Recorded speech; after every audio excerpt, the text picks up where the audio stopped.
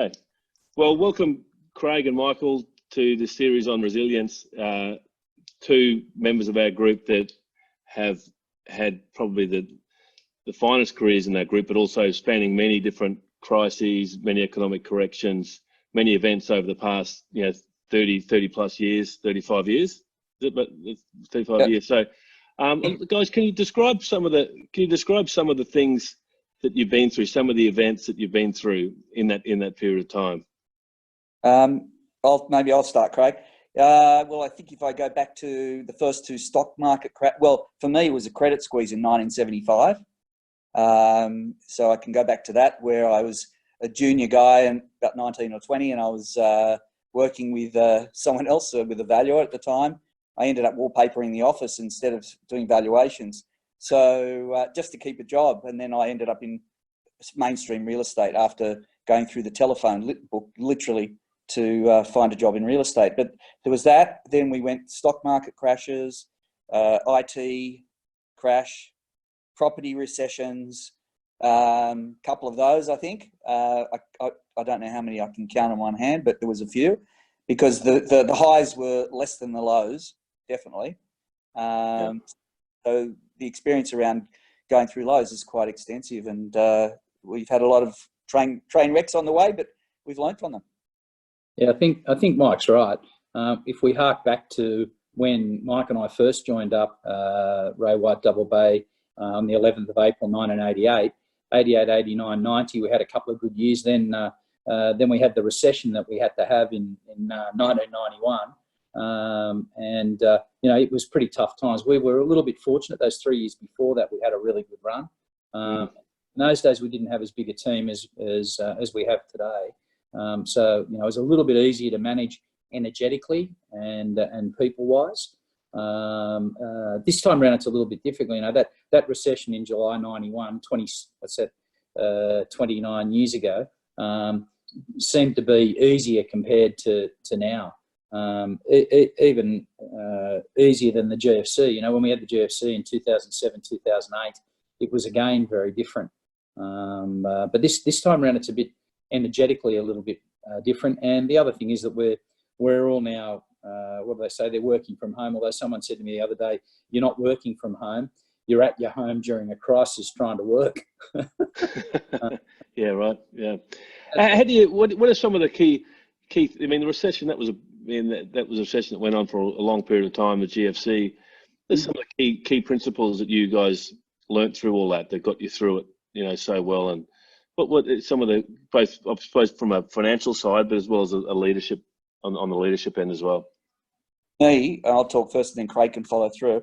For me, it was the spirit and maintaining a spirit with the team, and my vision of it. I was thinking about it this morning before we came on air, and that was continually we were amplifying everything we'd done in the past. We had to ramp up.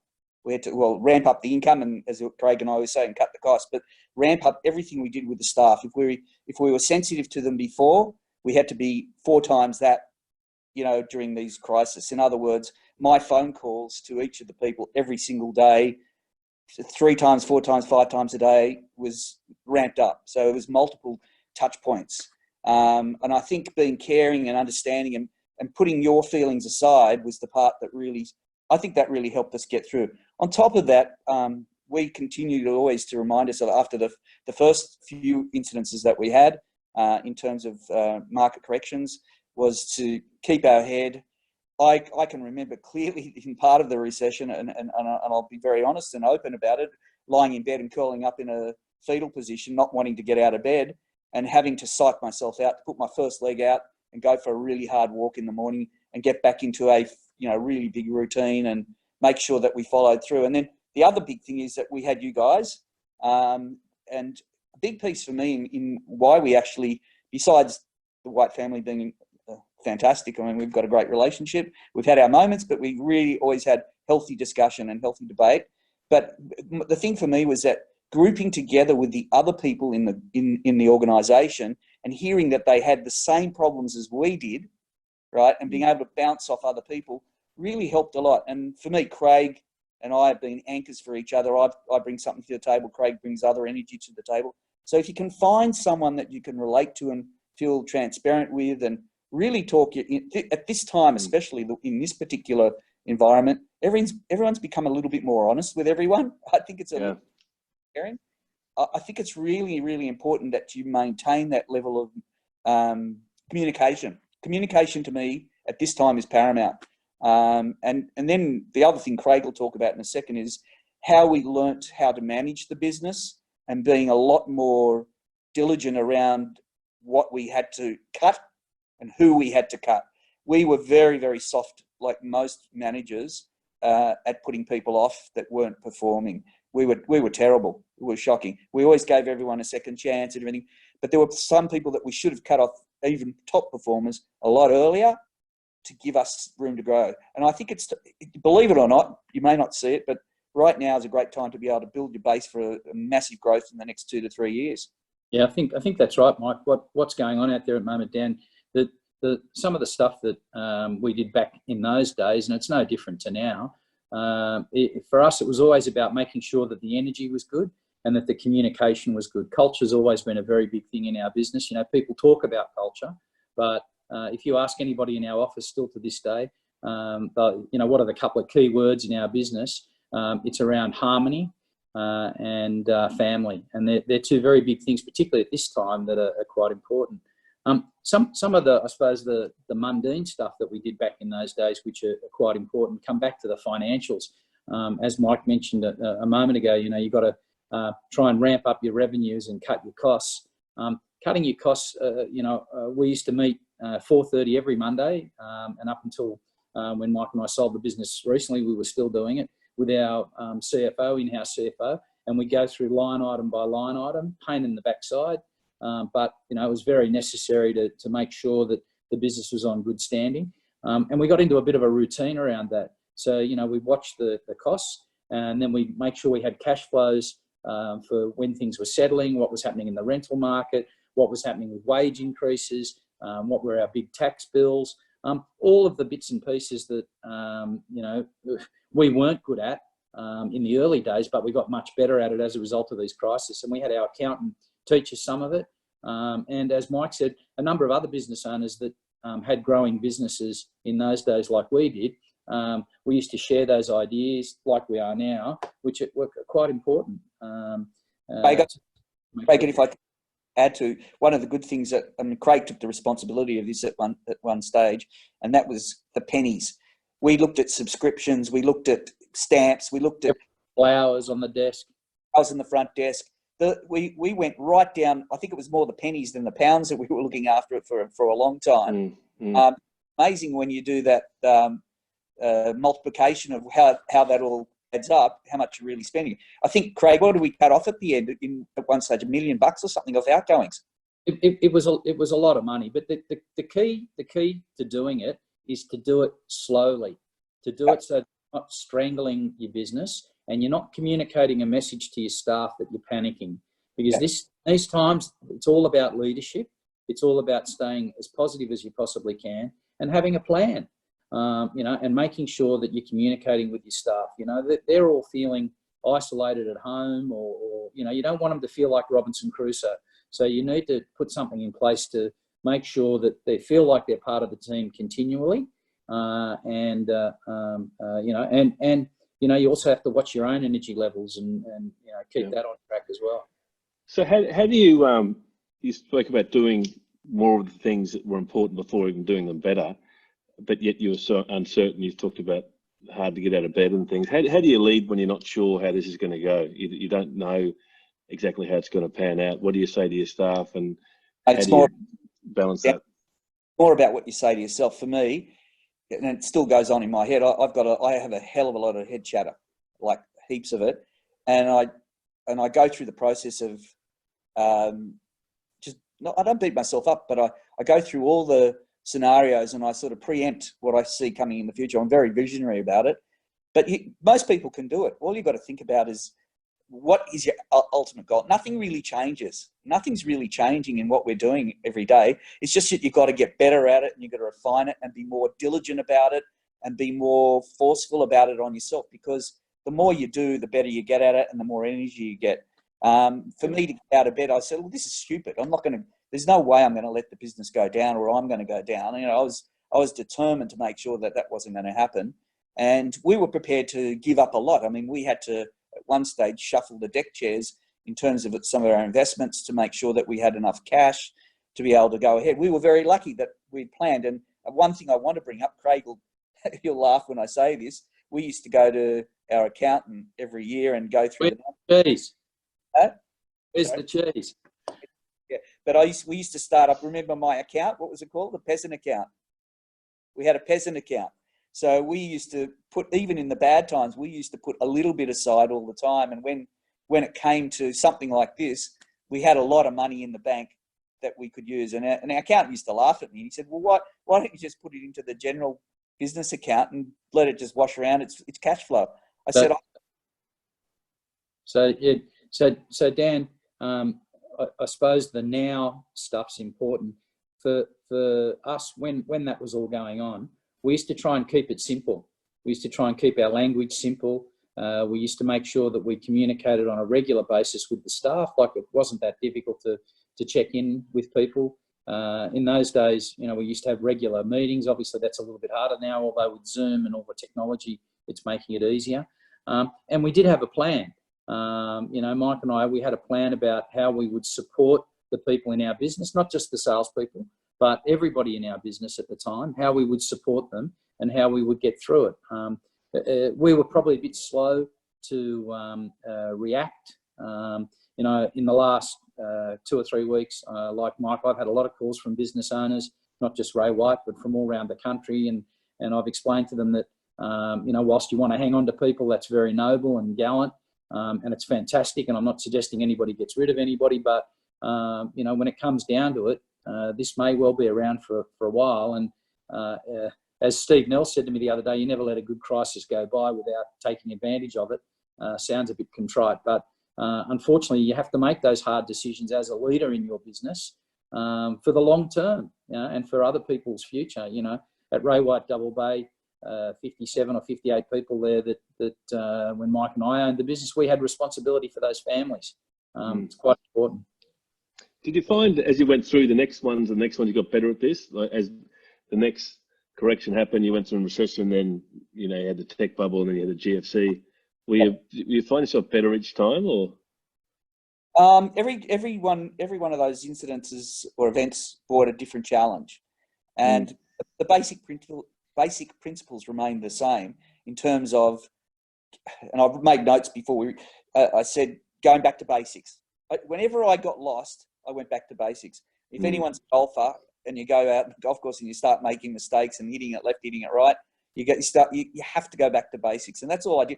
We went to every day. I would walk into the office, or before I walked in, I would look in the mirror, put on my armor, literally a vision, putting on my armor, going in there with a smile on my face. No one would have a clue that their things were going wrong. So it was always about the basics, but being caring about people, really interested in what they were all about. And my sense around where they were, their headspace was really important. If I saw someone was down, I would ramp up my interest with them and take them under my wing, take them out to appraisal, or made sure that they would ring me in the afternoon and say, like, what have you done? What are the issues today? It was pretty easy if you put the time aside. I think the big piece is that no one can do it or wants to do it. They sort of go into their own shell and start worrying about their own stuff. I tended to block my stuff off and thought, well, the more pebbles I throw in the pond, the better the response is going to be from the people around me. And you're only, Frank Lowy used to say to me, because I was friendly with his son, he said, you're only as good as the people around you. So I took a piece out of that, and I said, well, I'm going to support these people, the really good people, because I know they'll help me get through this. Really a mindset that you've got to have, and it's the gymnastics around, you know, getting it right. And yes, to answer your question directly, we got better at it because we just got stronger. We just got stronger in so many ways. And I think we got we definitely got older. And as you said, Dan, we've been through a number of those experiences. In the early days, I was pretty lucky. I had wealthy partners. That also helped.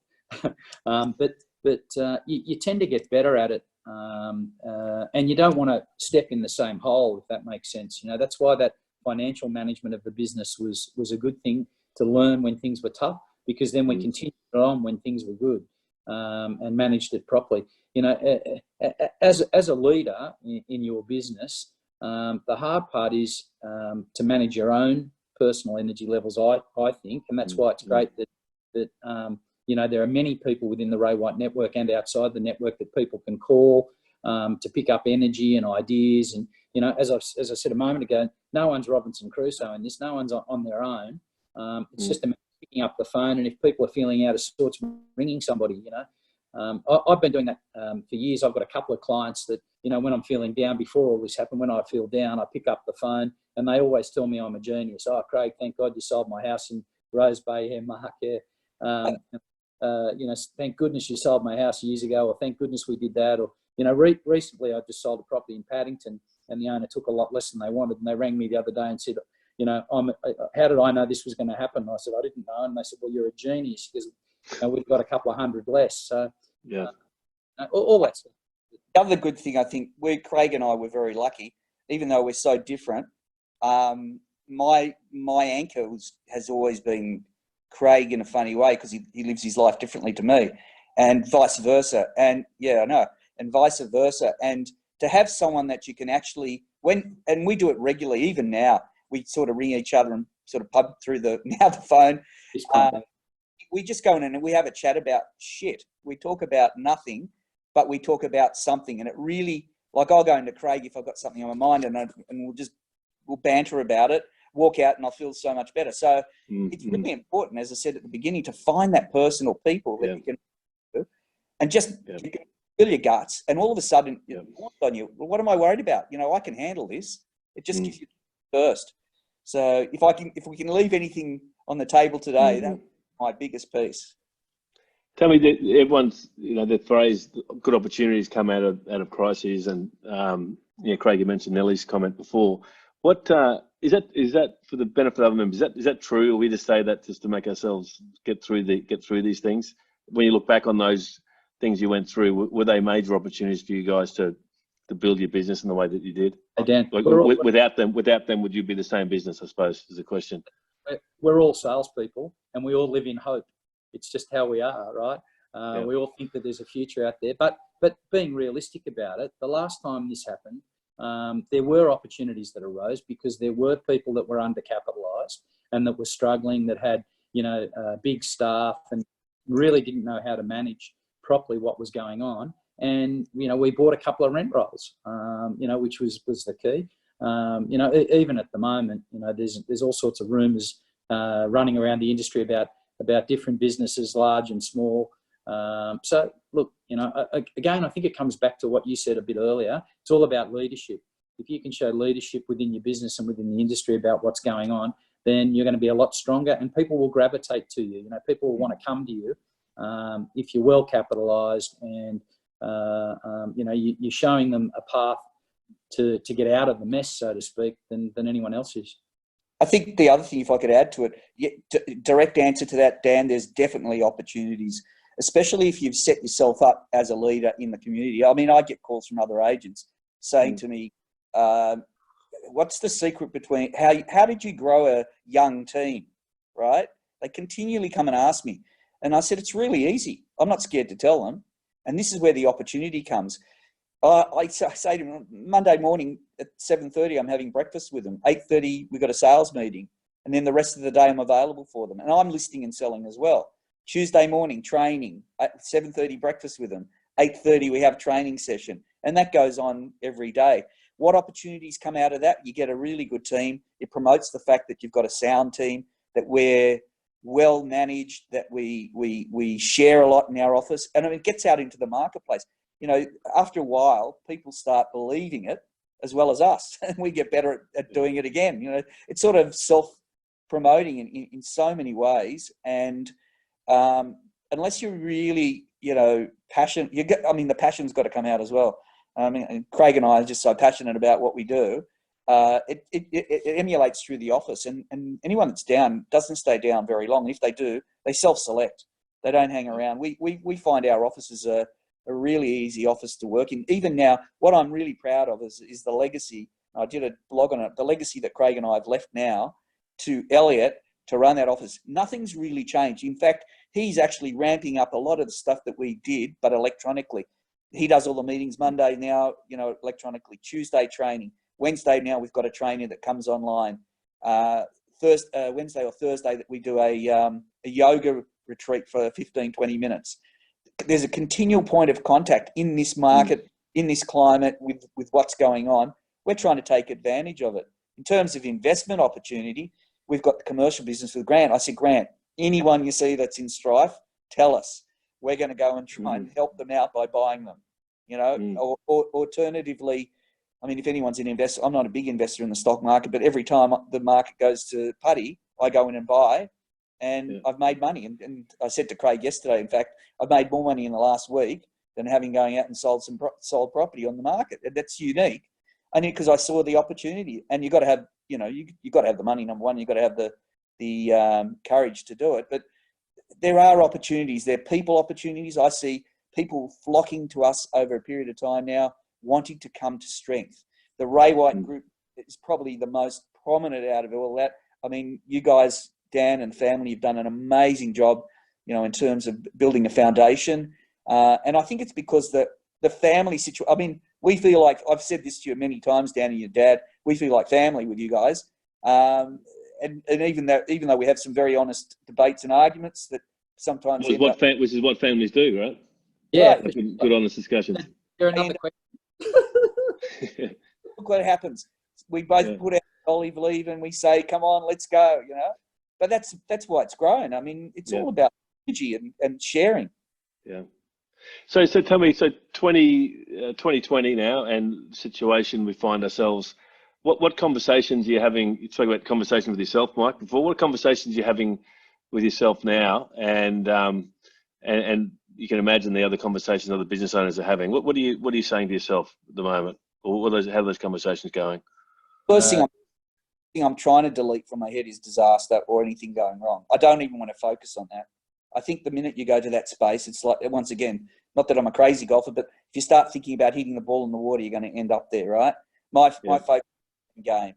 And for me, it's, I'm enjoying my mentoring, as you know. Focusing on that, I'm putting energy into that because it's taking my mind to a different space. I'm sharing my views with other people and they're sharing theirs with me. I'm looking at the real estate market, what's going to happen with that. I actually think that we might come out of this a lot better than most. Well, in our area, I should talk about where we are. It'll probably spring back a little bit quicker than most places because real estate and gold, I think, are probably the strong things at the moment. And you've got to have a house, you've got to have a roof over your head, and you've got to have food and clothes. I mean, they're the main three things. We're lucky we're in an industry that has to grow. It's got no choice. It's self-fulfilling in that way. So I focus on those really good things, and I continue to focus on growing the team and take my mind away from the shit that's, the white noise, so to speak. Not you, but the white noise in the street. So talking about conversations with yourself, and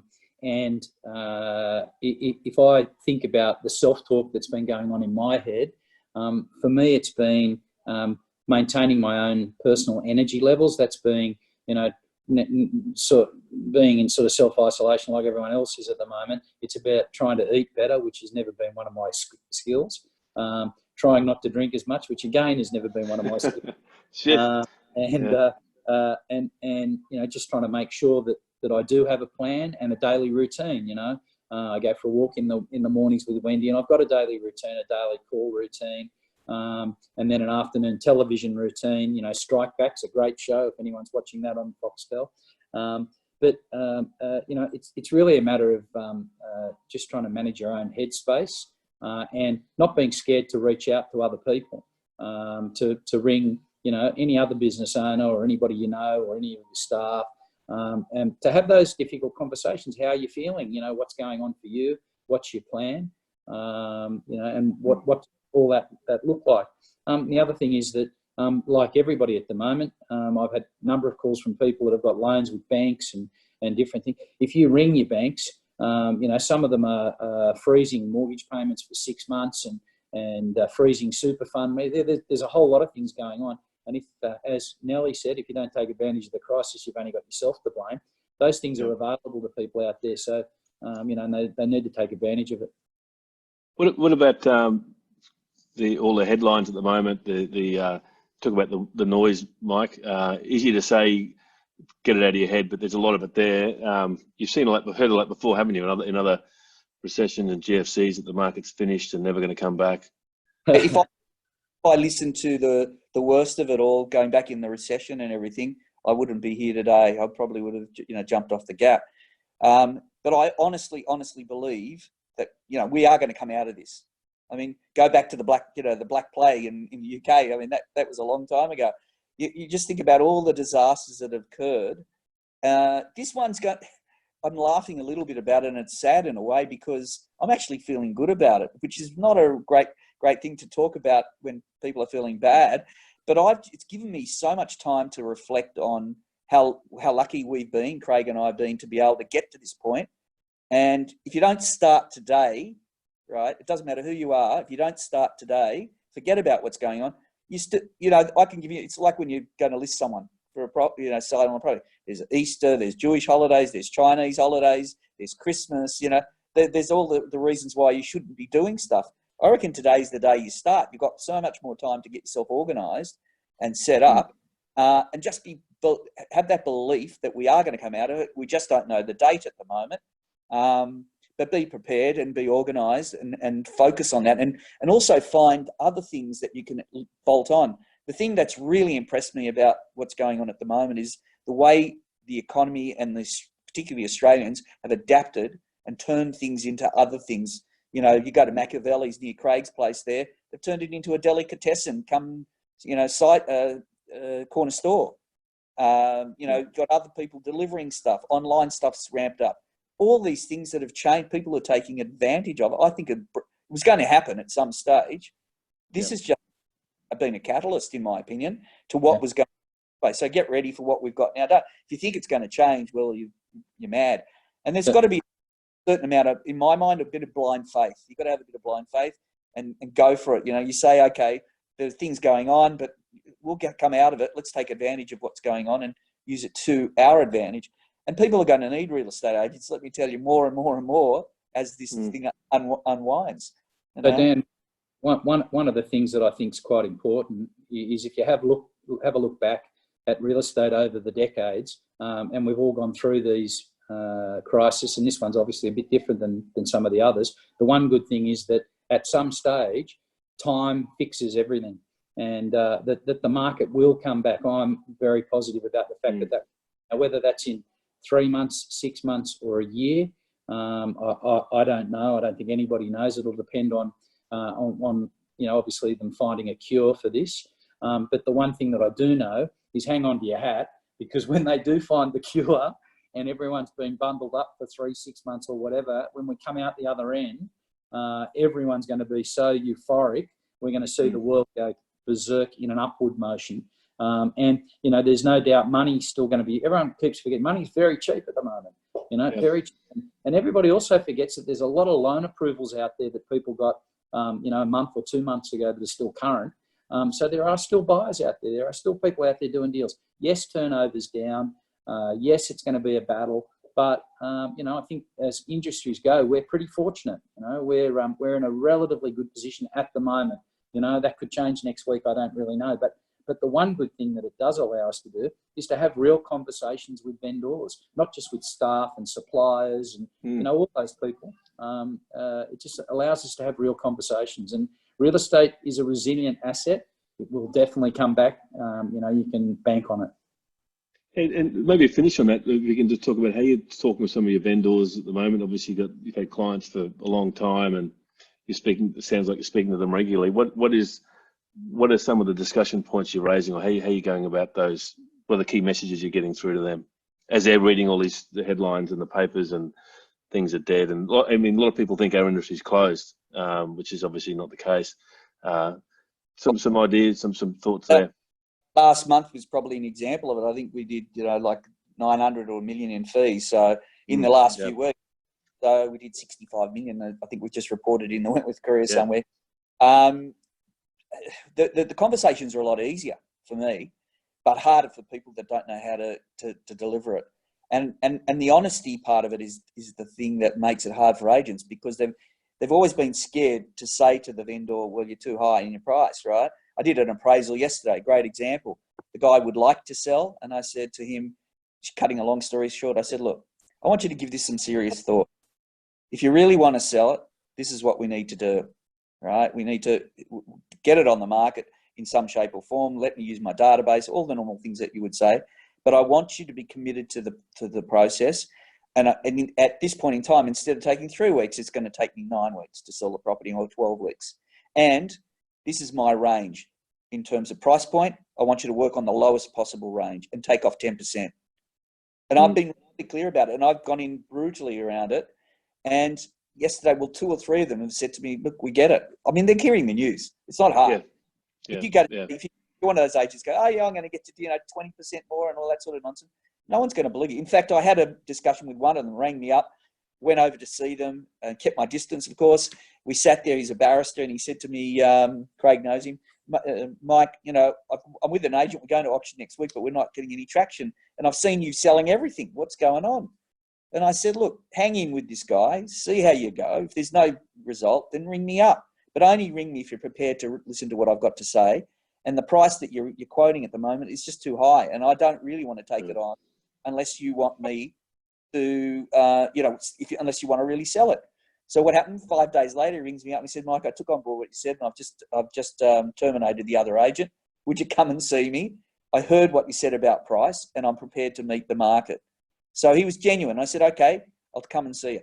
So it's seriously easier now, honest, if you like. Yeah. Anyone that's holding back and not couching it properly, I think they're just wasting their time. You want to have a target on everyone with a bullseye. I'm not going to take on unless I know I'm going to get a result. I think, Dan, that most salespeople don't like confrontation, and they're not good at that. This is not a market where you need to be confrontational with your vendors, but as I said previously, you just need to sit down and have real conversations with them about what is really going on out there. And let's face it, at the moment, why would you be selling in this market? Why would you be selling? Unless you had to sell, or you wanted to upgrade, or you're an opportunist just taking advantage of shortage of stock and solid prices. Why would you go through all of the aggravation? And the aggravation's got worse, not better. It's not like we're having 45-minute open for inspections on a Thursday and a Saturday anymore. We're dragging people through one-on-one. So you put yourself in the vendor's shoes and understand all of that. Why would you be selling? So I think at the moment that if salespeople just have those real conversations with vendors and try and cut to the chase and find out, why are they selling? Are they upgrading? And it's a great time to be taking advantage of all of that in the event you believe the market's going to change. And who knows what's going to happen? As I said, tomorrow, next week, there's one thing I know 100% is that really I know nothing at the moment about what could happen and what could change and what we'll be doing next week. It's a great point. Mate, there's a lot of younger members might see you guys and think you'd be full of opinions about what's going to happen or have to have all the answers. That's obviously not. It remains the same all the way through, doesn't it? Yeah. Well, the only thing I can control is what's going on between these two ears. Right? That's the only thing I can control. I can't control anything else. So if I'm trying to maintain a positive attitude, which is tough at the moment, don't worry, for everyone, not just for me. And I've got a plan. I've got a written down plan of action as to what I'm doing. Then that'll keep me on track. And I've got a number of people. Mike's one of them. There are 4 or 5 other people that I ring on a regular basis to check in. A couple of other people that run big businesses, not just in New South Wales, but around the country. Some Ray White, some not. Just checking in again, and I've used this line a couple of times today, that I'm not Robinson Crusoe. We're not on our own on the desert island. There are plenty of other people on the island here with us that are struggling as well. Yeah. Hey guys, I might wrap it there, but I just wanted to thank you for your time and all your insights, your careers, what an asset that is now in these times, to be able to share your experiences and knowledge for our members. So really appreciate it, and I look forward to catching up with you in person, hopefully very soon. And as we had a great lunch together only a few weeks ago now, it seems like forever ago, doesn't it? But looking forward to doing that again soon. Thanks again, guys. Thanks for the last 32 years, and look forward to the next 32. Next 32, yeah, I'm with you. Yeah, I think Thanks, everyone just needs to take a note from what we've done. And I'm not going to boast too much, but we're here in spite of all those disasters that have happened. So what we've just said in the last 20 minutes or so can also apply to who's going to listen to this. I mean, you can start today in a crisis and end up in the same space. And we Craig and I came to an end, which was beautiful. Our succession plan worked perfectly, and we went all the way through all these bad times. No money, we were broke. We had to change. So everyone just be strong and powerful about it. That's all. Just work towards. Dan, one last thing from me. 0419 404040. If anybody listens to this podcast, and hopefully a lot of people do when they get to the end, if they need any positive feedback, any help, just want to have a chat about anything, real estate, wine, anything else, please give me a call. Thanks, guys. Appreciate it. We'll get those details out with this video. Okay. Brilliant. Thanks again. Yeah. Thanks, Bye. guys. Bye. And Bye. the best. You too.